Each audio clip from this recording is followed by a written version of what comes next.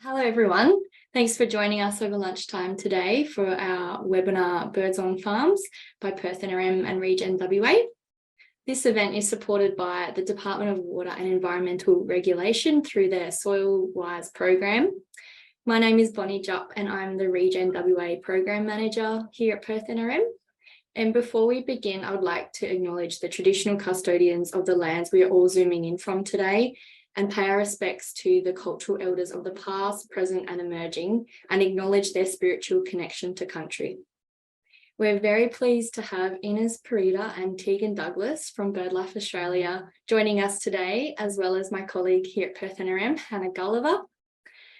So if you have any questions throughout the webinar, you can pop them in the Q&A box down the bottom, and we'll go through them after each presentation, but there will also be some time at the end for any extra questions you think of, so feel free to just pop them all in the chat box and we'll get them answered. So I will now introduce Tegan and Ines, our first speakers. So Dr. Tegan Douglas is the WA Woodlands Birds Program Manager at BirdLife Australia.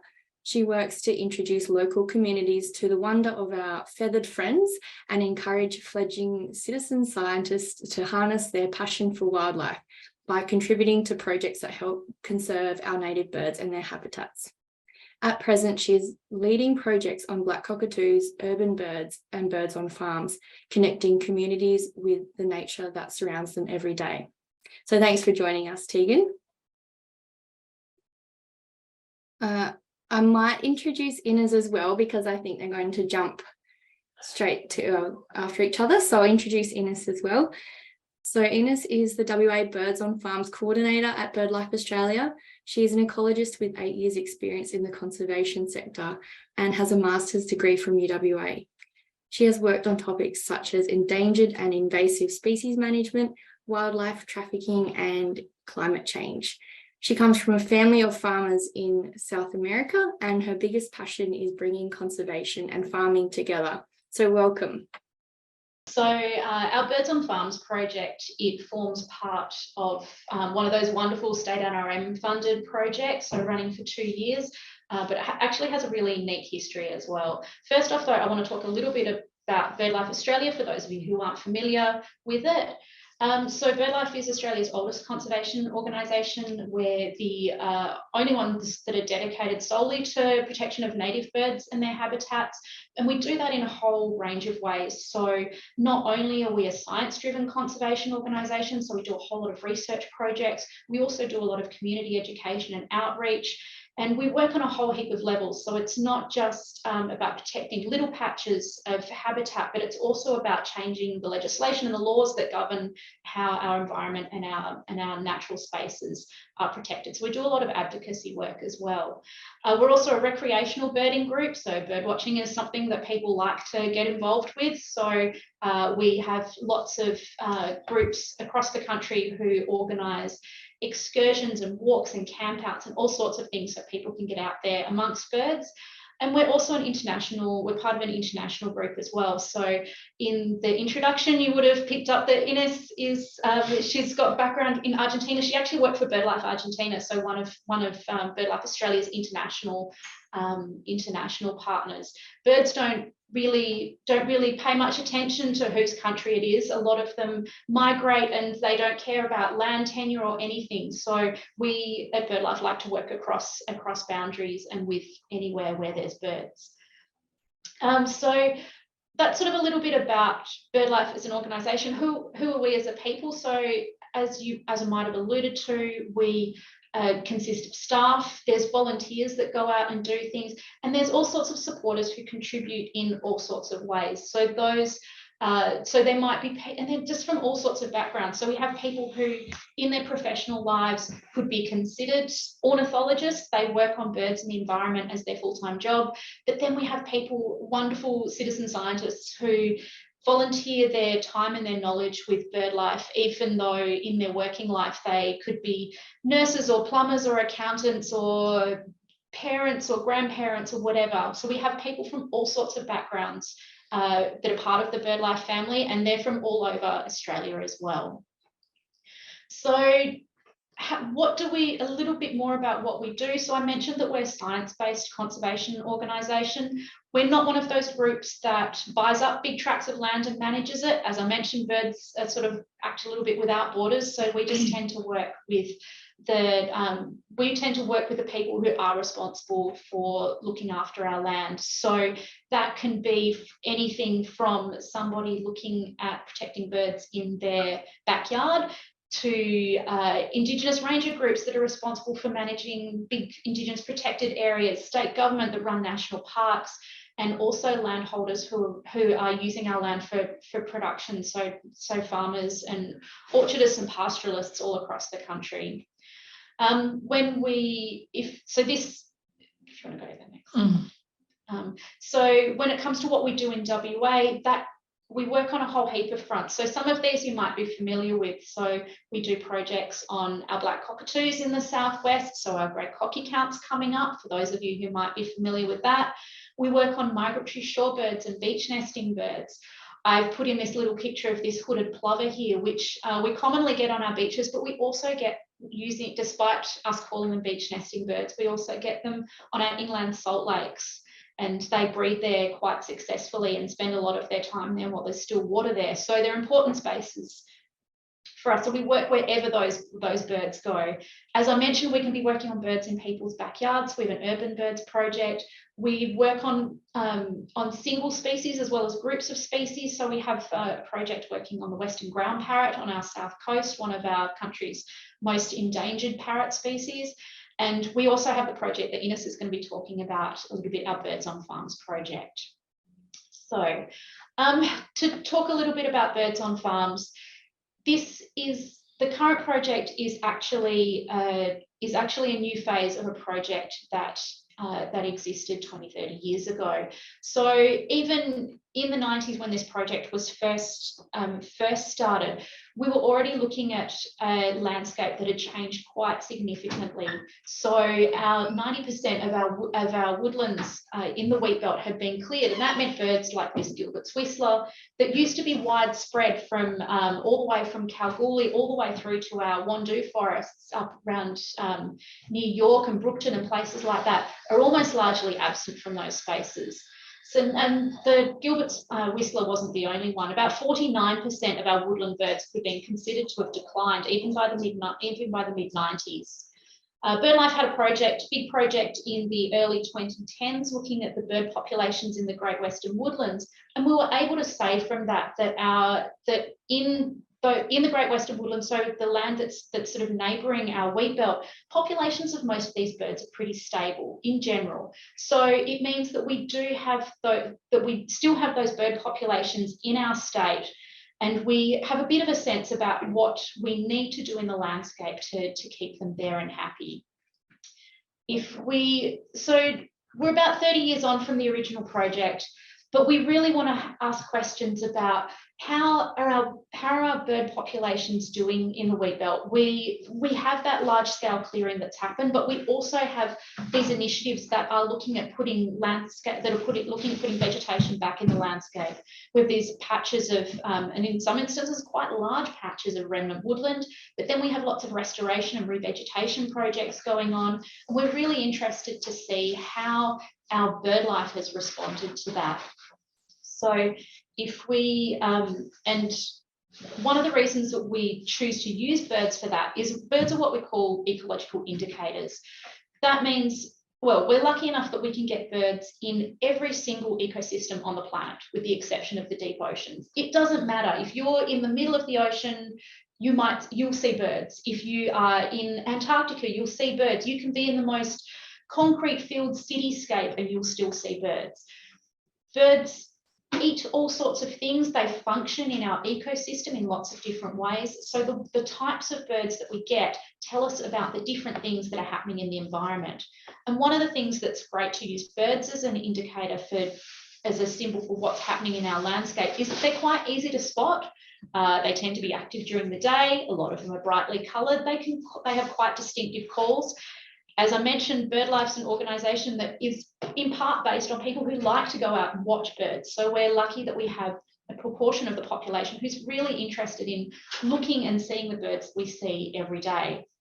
And birds thankfully do lots of really, in their role in the environment, do lots of what we call ecosystem services. So providing lots of roles in the environment that can be moderating the impact of what would otherwise be considered agricultural pests. They can clean up. We get carrion species who will clean up after things. They provide a sense of balance in a healthy, functioning ecosystem. As I alluded to, one of the other things that makes this project possible is through people power, the fact that people do like to go out and watch birds. And so many of our projects here at BirdLife are based on citizen science. So the idea behind that is that we establish projects where anyone, absolutely anyone, can go out and help collect data and help tell us what is happening with our bird life. The really nice thing about this is that it works both ways. So we would have heard a lot of research about how getting out in the environment and having access to green space makes us healthier and happier as people, but also by contributing to projects like citizen science, we get a better sense of, one, how our natural environment works, how a healthy natural environment works. We learn a little bit more about the scientific process. And we also, when we start speaking up for birds, we learn a little bit more about how our legislative processes, how we can participate in our society better. So yeah, this project is, which Ines is going to talk about the current iteration of, we've sort of stepped up from this project in the mid-90s, so 95 to 97, where across southwest WA, as part of a larger Australia-wide project, we surveyed 110 farms across that time period, recording 179 species in our southwest. And this was all pulled on the power of citizen science. So local skilled bird watchers who are happy to go out and explore these places and record what they saw in a robust scientific way. And because we're able to use that information that we know about birds, we can use birds as indicators to say something about how diverse and healthy our farming landscapes were. And those allow us to make statements about what, as a community, what makes healthy landscapes. What are we seeing in one part of the country that's working for birds that we can learn from in other parts of the landscape? So here I'll hand over to Ines to tell us about, so leaping from the previous historical project to the current one. It's all over to you. Yeah, so the current project actually got like a second round over the East Coast in 2017. And we are starting it here in WA now. So the scope, the geographical scope that we'll be working on, you can see it kind of in the center to south of the wheat belt, but this doesn't mean that we are restricting it, or this just means that all of our workshops and as much as we can travel is going to be restricted to that. But as Tegan said, citizen science is all about just getting out there and contributing your data and just following the birds, and birds have no boundaries. So the project doesn't have one either, I guess. Because it is a science project, most of them require some type of process. And ours is quite simple because we're just focusing on building this kind of platform or network of people interested in surveying and getting data. Our first step would be just to join and show interest, and then we can follow through on how you can do that. Then we have to select those sites of where are we going to survey, what are we after, what are the birds telling us and the story they want to tell and where. And then that's when we start connecting the people, the properties and those sites with people that want to survey. I might help others to upskill their levels to survey their own piece of land if that's what they want to.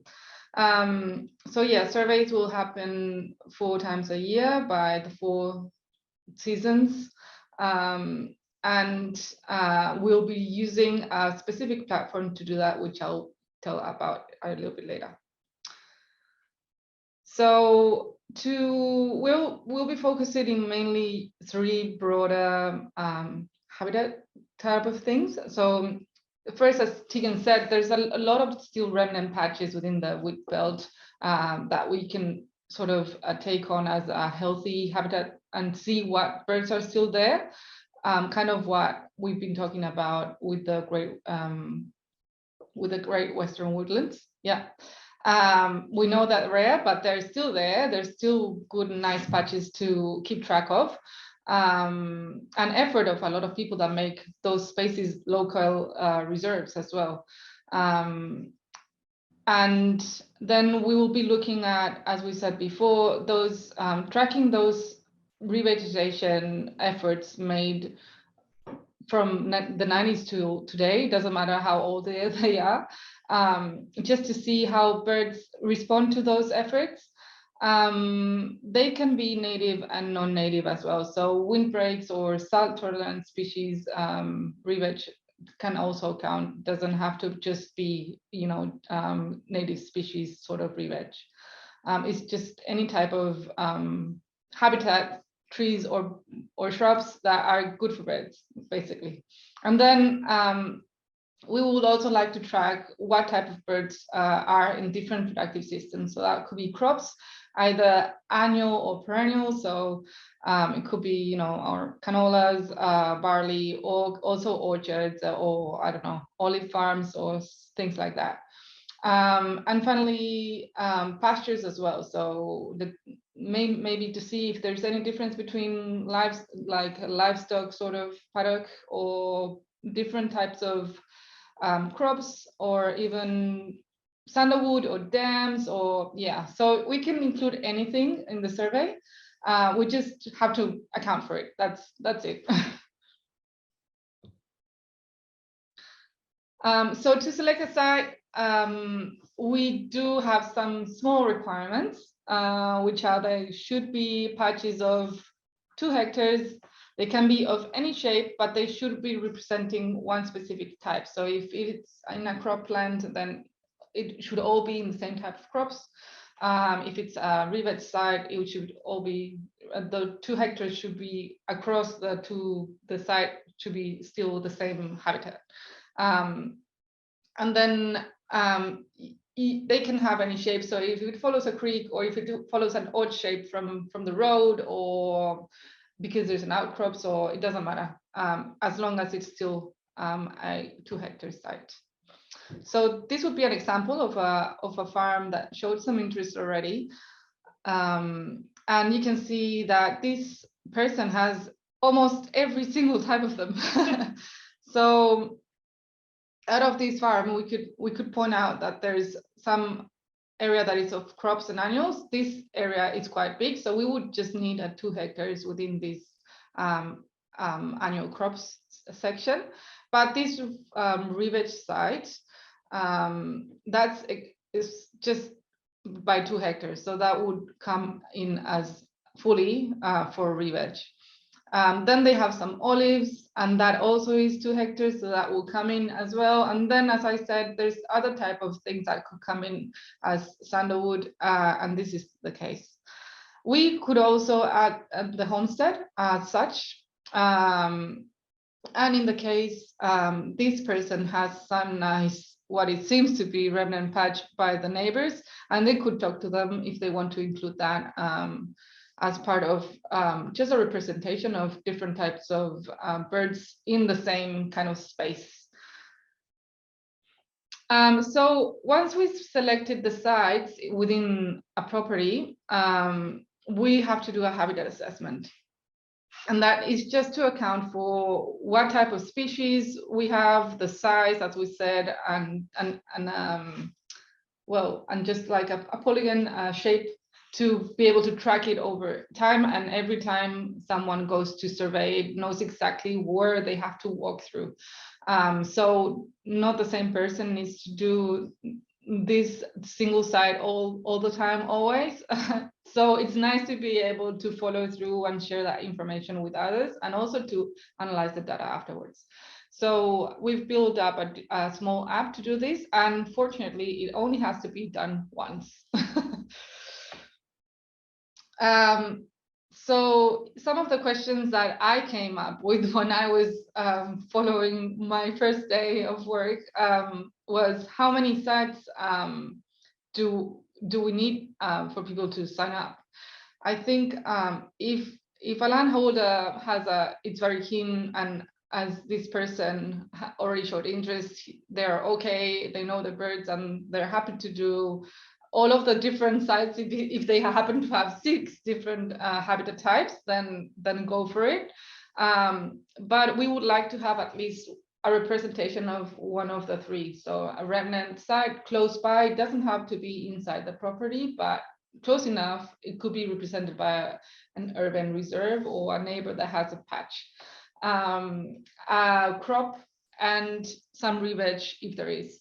But at least I would say those 2. I don't know, Tegan, if you...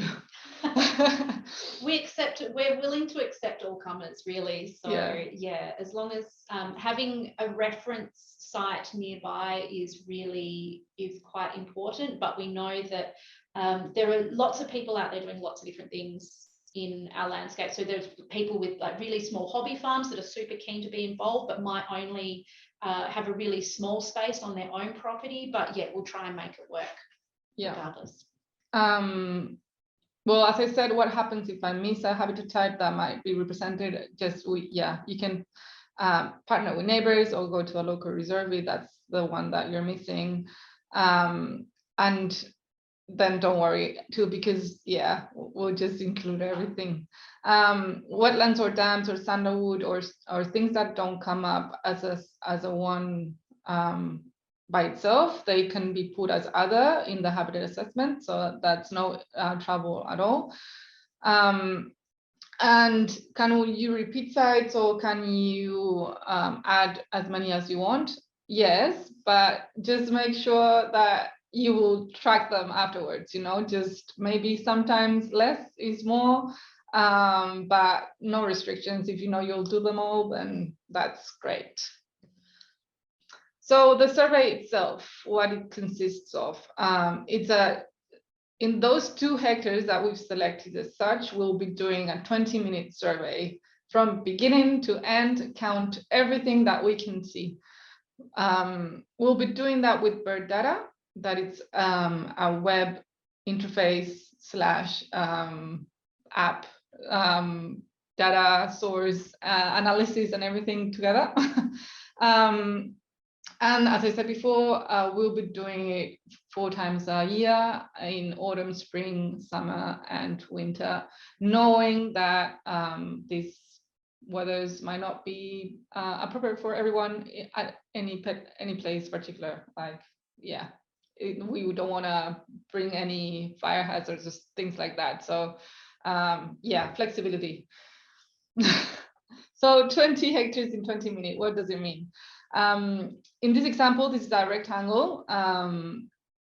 It's an easy one. You would start from one end and try to cover as much as you can to make sure that you're counting everything that you can see.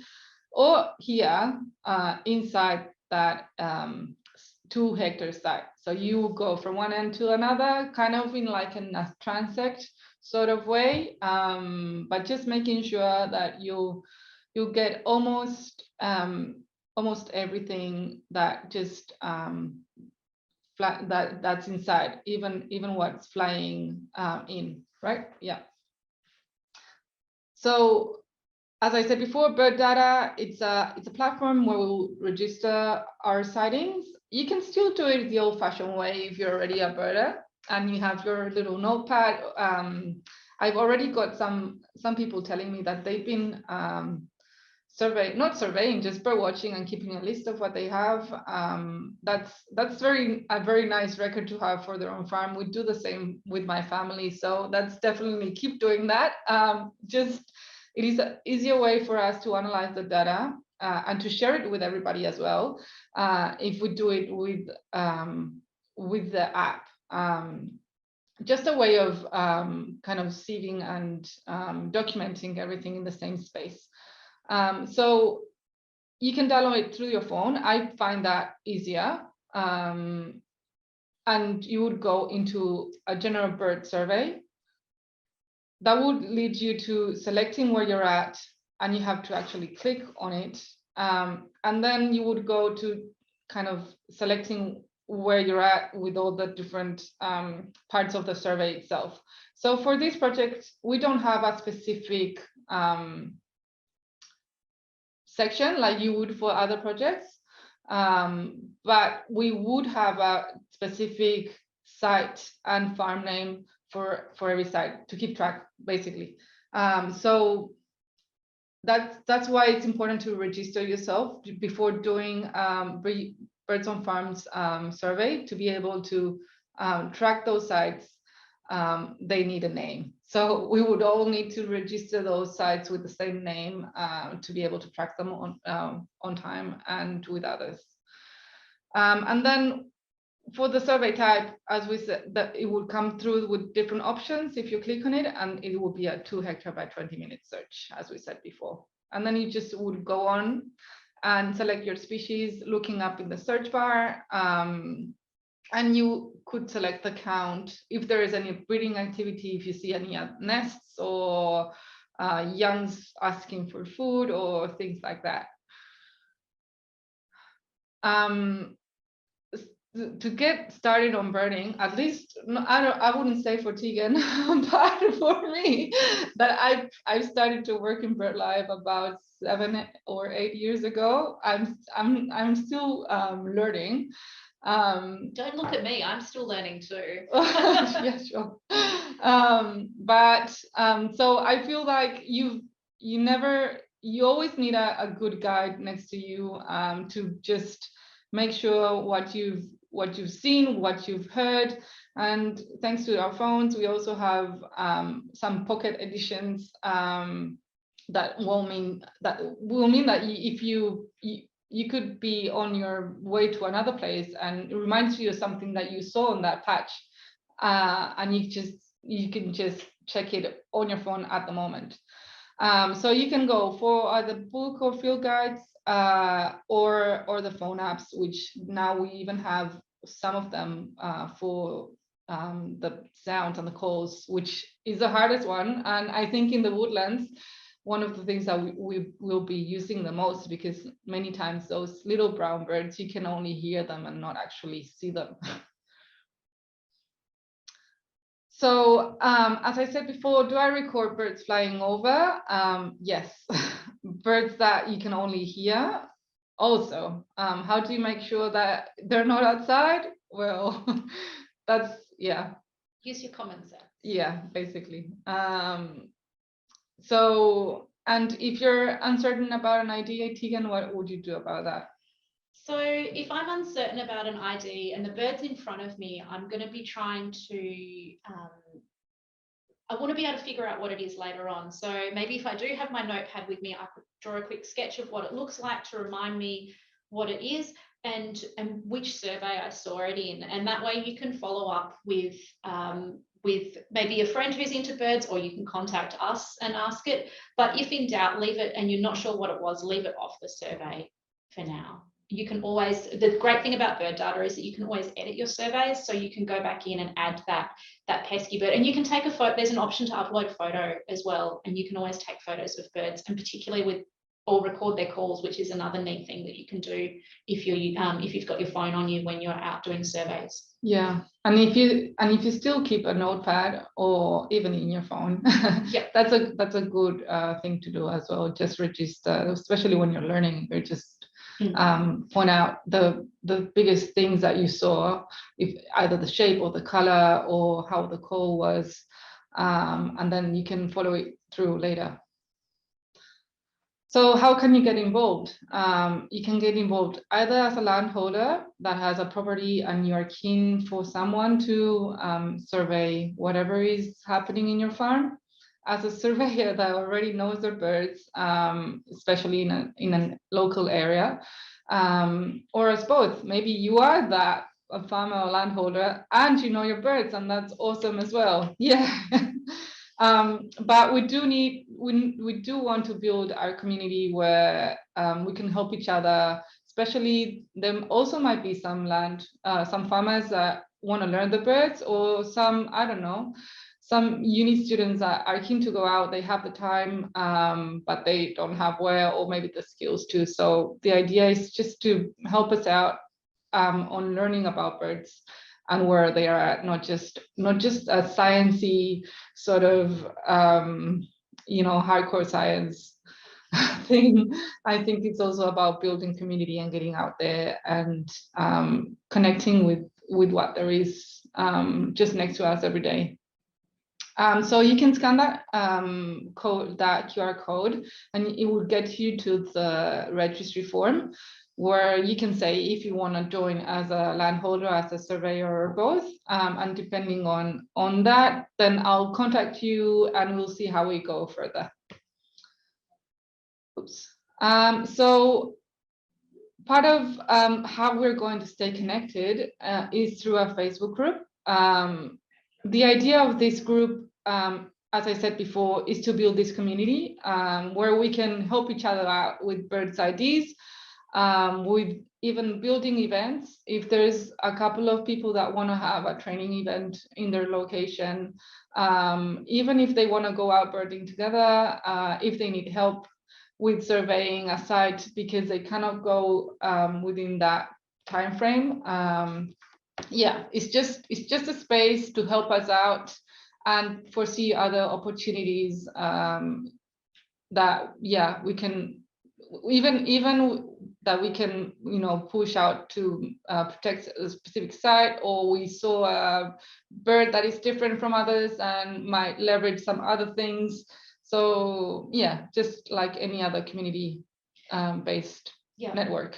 Or even if you're just super keen because you're like super pleased because your patch of re-veg that you've been carefully keeping stock of for who knows how long has suddenly had these the particular species come and start nesting in it, and you just want to share it with somebody. That's what we're after as well. It is about building community. Yeah.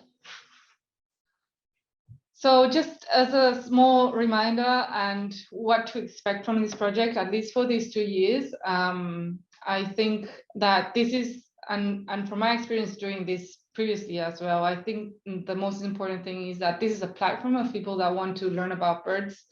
In this case, in the wheat belt, in productive systems, we don't know all the answers yet. And to be able to know the answers, to know what's best for birds, what's best for our land, what's happening with climate change, and all of these questions that make everybody anxious, we just need to get out there and listen to the story and get the help of other scientists like ourselves that can analyze the data and translate that into other ways that will help us advocate either for birds, for re-veg sites, or even for landholders that are doing amazing stuff in their land. I think that the stories that birds have to tell, or that wildlife has to tell, is a lot. It's always the same one as we are, because we're all living in the same land, especially farmers that are out there with a piece of land. They're also stewards. We are. I can include myself in that. So yeah, this is what we make it to be. So this is, as we said before, is just a platform to connect, to be able to tell a story, and just listen. So yeah, any questions? I think that's all from us now. Awesome. Thanks so much, Ines and Tegan. That was fantastic work you're doing. And I think it's really cool that we've had this webinar, because it's, the importance of birds in ecosystems, and coming from a farmer point of view, it's the moderating pests, as Tegan was saying, it's just good to have that reminder of the importance of birds in the whole system, and the work that farmers are doing with their re-veg and building carbon in the soil and all of those things, has those benefits, but it's also providing the habitat for the birds. So it's really cool to connect all of that together, hearing, what you're doing with the project, and also really good to know how to get involved as well. So I think after this, we'll send out the recording of the video, but we'll share the links and that as well, just so people can follow up if they want to join up, or chat to you or share any bird photos. So that was great. questions. Well, first we had a comment from Ines, who I know is a budding bird watcher. She's given a good tip. She says that she uses her voice memo to record unknown bird calls and then IDs them later. Got the thumbs up for that one. And I know I've been out and recorded a bird and sent it to Mez as well, so that's worked well. We've got a question from Avril. We do not have mobile access where we live in our patch of remnant bush, which was part of the survey 20 years ago. Can you email us a link to register? Yeah. So yeah, I think we'll. And I suppose that that raises the other thing. We spoke about the two tools that we use to conduct the birds on farm surveys. So doing that one-off habitat assessment and then the seasonal bird surveys.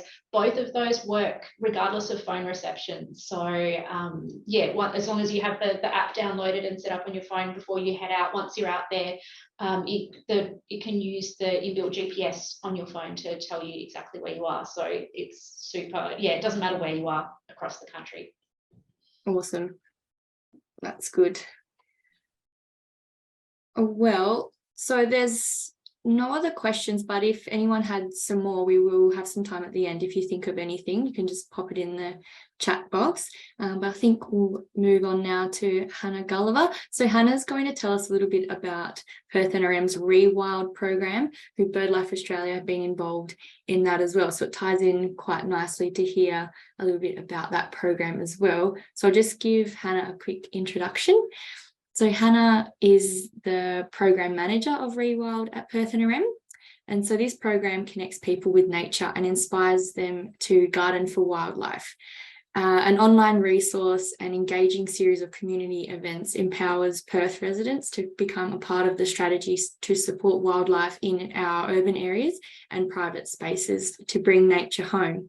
So with that, thanks, Hannah. Thanks, Bonnie. So this program came about, the ReWild Perth program came about with BirdLife Australia as a founding partner as well. So a similar project of urban birds created some science that needed to be communicated, and ReWild Perth created a platform that could do that as well. So as Tegan and Ines have said, there's science communication is really important. There's a connection to country that we foster, and everyone, no matter the size of your patch, I know there's a lot of farmers on today who have a connection to country already, who understand the ebbs and the flows of the land. And even if you're on a farm or if you have a balcony and an apartment, that's a patch that you can make a difference on. And that's what ReWild Perth is all about. It's about bringing nature home to support wildlife, especially in urban areas, but throughout Perth and then the world. So normally, coming from an NRM organisation, when we think of supporting wildlife in our natural areas, we think of those national parks, our bushland reserves, and the Friends of groups that do amazing work there, and our parks. But the part that we're missing is bringing that nature home into our gardens. That's where ReWild Perth comes in. It's supporting community to make a difference in their own patch. And if we just take an aerial view of Perth, the green spaces, those remnant bushland and reserves, there's not that many left in Perth. We've seen urbanisation and clearing have its impacts. So the next step is looking at how we can make people and urban living part of the strategy. So by rewilding a garden, and on our website, which I will talk about, we'll start to see people join and their gardens are represented as a green dot. So we start to see those biodiversity corridors and a web and network making the city ecologically permeable. So you've got movement of birds, wildlife, you're providing habitat, the shelter, the food, the water. And to do this, we need people to be aware and to have the skills and knowledge at their fingertips. So who's it for? For everyone. It, like I said, no matter whether you've got a balcony or a farm, if you're semi-rural, rural, it's for everyone, and every garden matters. So if only 1% of Perth's urban road verges, there's 32,000 kilometres approximately, was converted from lawn to a habitat garden, and if just 1% of the more than 110,000 private dwellings installed a Banksia, a bird bath, or a bee hotel, that would be creating an extra 100 hectares and 8,100 points of habitat, which is massive, being only 1%. We obviously would love more than 1% and aim to inspire the community to create this difference and create these connections.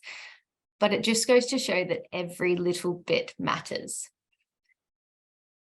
And by putting in a biodiverse array of plants and habitats, you're supporting a biodiverse ecosystem of animals. How do we do this? By encouraging and empowering community. So we have this simple online resource. We have an engaging community program of workshops, events, getting people in from lots of different audiences. And we're collaborating for collective impact. It's only through collaboration that we will make a lasting impact. So like I said, BirdLife Australia came on as a founding partner. We're also supported through Water Corporation and our major supporter, Lottery West. And to jump into the online resource, which supports people, it answers all the right questions. That was made in consultation with a lot of people. I've got a list on the left-hand side there. I won't read them all out, but it is through collaboration and consultation that we can communicate the science to the people so that it's really simple for people to do the right thing in their garden for wildlife and for themselves. We've got a great array of delivery partners this year and hope to expand that. So what is the online resource? It looks like this. It's engaging and it's simple. So it could be accessed on a computer or a mobile. The best thing about having it on your mobile as well is you can be off at the nursery, and if you've already looked through the resources, you can star them, add them to a favorite list, and there's your plant list when you're at the nursery. So as you go through the website, the resources are tailored to you as well. So in the sign up process, by popping in your suburb, it spits out your soil type, your dominant soil type, which links to suitable plant species. So this is all in the background. So you just put a suburb in, it does this in the background, and it links these soil types, plant species, what habitat values you're creating by planting those species, and your invited guests. So what wildlife you're supporting. And these create a tailored action list. So this is an example. It's a little bit small, but it's a list that has what you can do in your space. So by popping in your suburb and also your garden size, it tells you what you can do. So a balcony list will be completely different to a large property, but it will show you how many large trees you can put in. And by clicking into that resource, it shows you what planting a large tree will do for habitat and provides a list of trees that you can plant. And this also provides an option to audit your garden. So as you progress through your ReWild journey, you can first of all go into your garden and say, oh, I've already got 2 large trees, I've got a pond. Click through, it audits your garden and allows you to see what other actions you can take in your garden to support wildlife. So as you're on the journey, your level goes up, your rewilding level, and you can see what other actions to take. And to jump now into, we've got this amazing online resource, so I'm going to share it.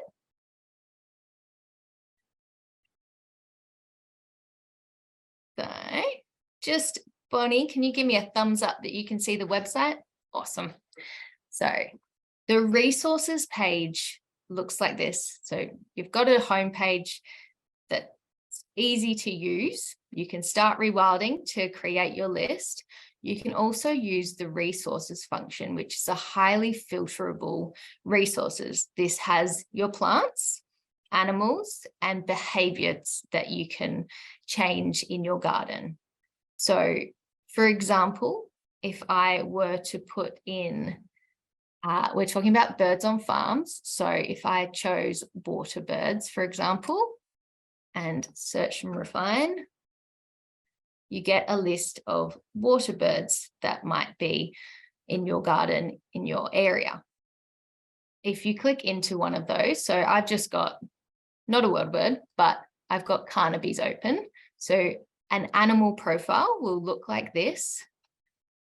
You'll have names, a little bit about them, where they live, some photos, what they need for habitat, and then you've got guides for how to support them.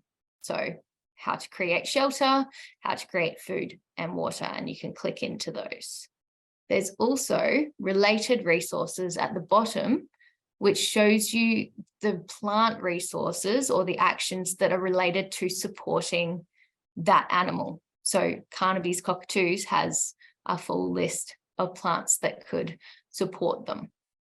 Similarly, if I clicked into Marry, a plant profile, you have similar, you've got the names, a little bit about it, some photos, growing at a glance, and then you've got growing guides, which go into how to install and maintain that plant. So caring, pruning, that sort of stuff. And then you've got the invited guests. So similarly to the wildlife showing you what plants help it, this has the plant showing what animals it supports. At the moment, it's got a simple icons, but this is going to be improved this year, so it links back to the actual animals that these plants support.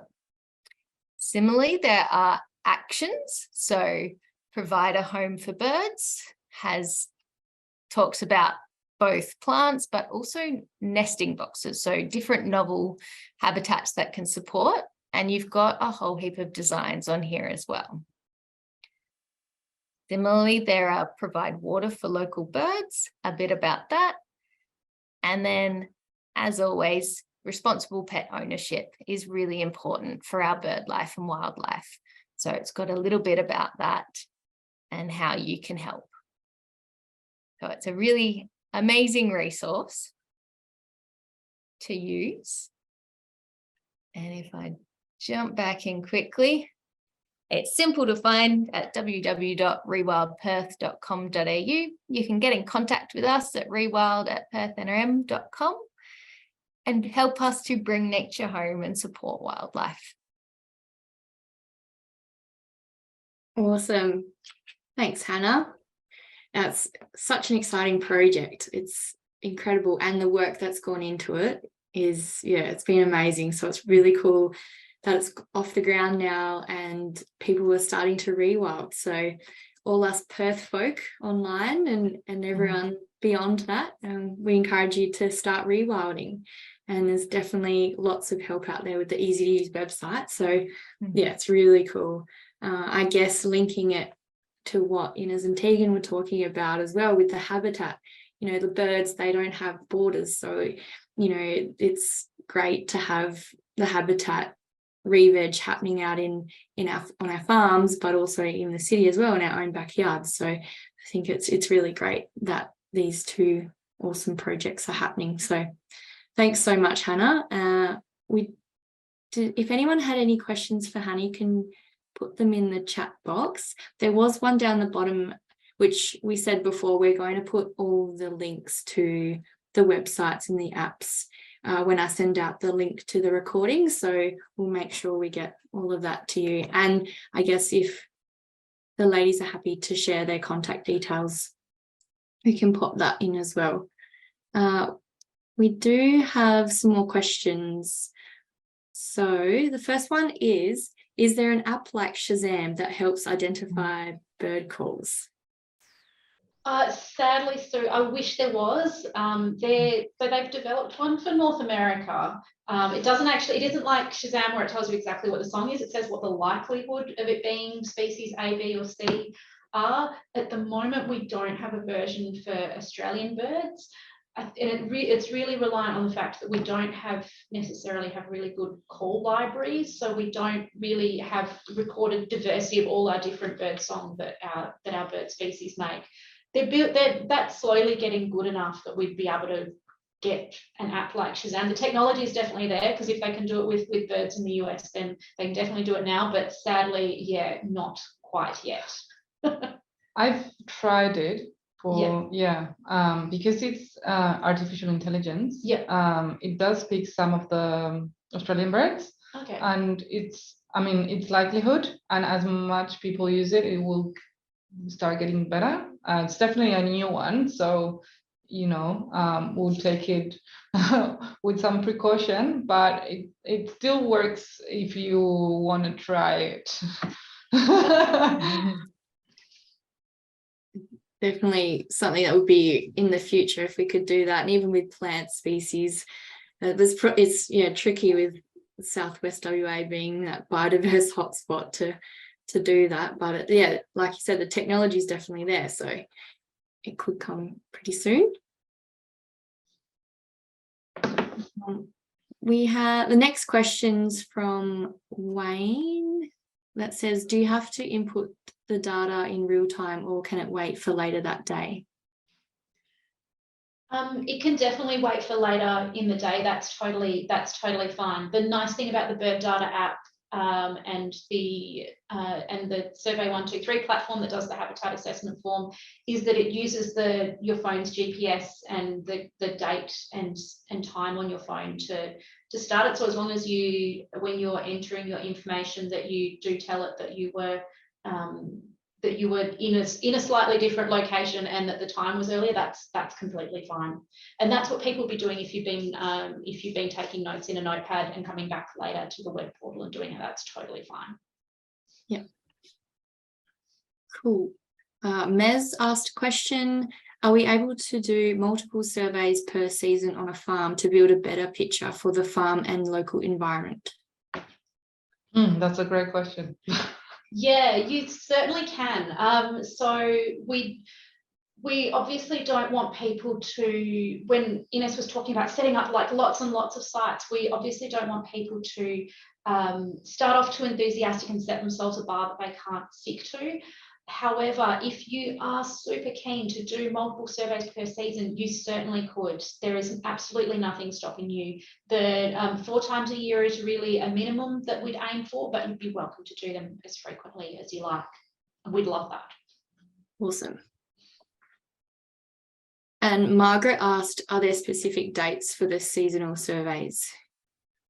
Well, yes, they are. They're just about a 2 weeks window in the middle of each season. I will share more information around that, but the dates are set for this year, and will slightly change for next year as well. But yeah, the idea is just in the middle of the season, around 2 weeks time. So there's plenty of time to do them. It's not like just the same day go survey.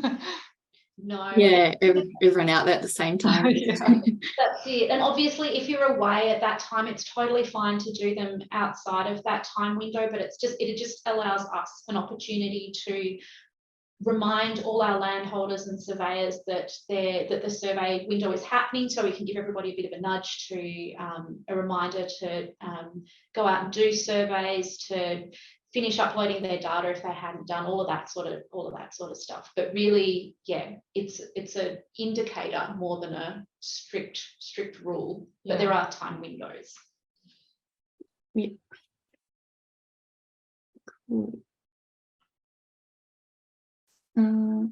Wayne, I think Wayne, he's had a few good comments. He's obviously in this space. He just said there's a wildlife monitoring project at UWA in the Great Southern, and we can do bird surveys anytime. So regular surveys, in my view, are great. Thanks, Wayne. Mine too.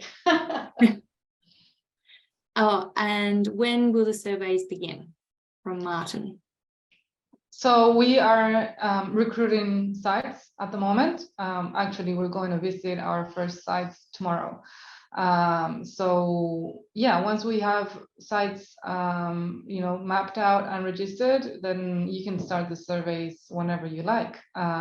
If you know of someone that would like to set up a site, then we'll just have that recorded, and you just can start whenever. Awesome. Okay, so if people are keen, I think what we'll do is, once the recording of this is ready to go, which should be before the end of the week, we can send that out with all the links and details so people can get involved as soon as possible. That sounds good. Excellent. So I think, can you please email all the links and email addresses as well? Yeah. We will send all the information out and the contact details so people can follow up. Thanks, Wayne. So if there weren't any more questions, we might wrap that up.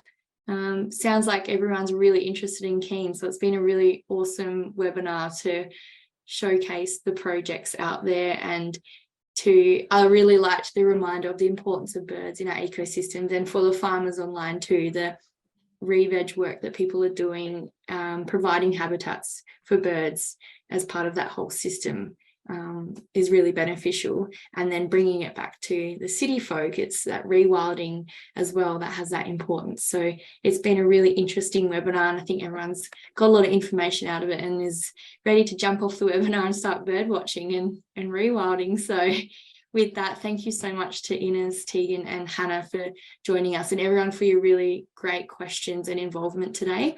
It's been great. And I'd really like to thank Thomas from the Perth NRM comms team who helped pull this webinar together. As I said, this will be recorded and we'll send out all of the information to everyone that's registered. So with that, thank you and enjoy the rest of your day.